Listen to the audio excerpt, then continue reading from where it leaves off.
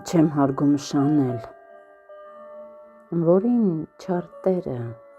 անդեղի տեղը որքան ծեծում է, այնքան ալիզում տիրոջ ոտերը, իրեն տրորող ջարդող ոտերը,